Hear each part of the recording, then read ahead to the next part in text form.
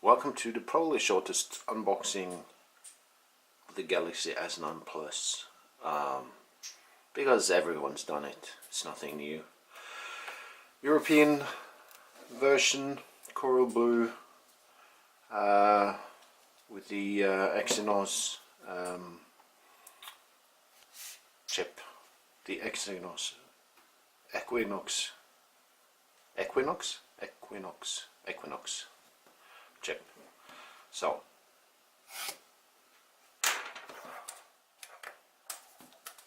ta-da! And that's it.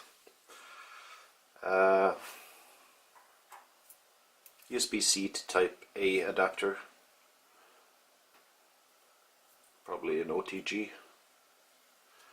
USB to micro USB, SIM tray tool, headphones, charging cable or data cable, charger, and the phone, and some extra pads for the AKG headphones, which I will be testing out because I've been off Samsung for a while, so I'll be testing those and give my thoughts on them shortly. So that's it. Bye.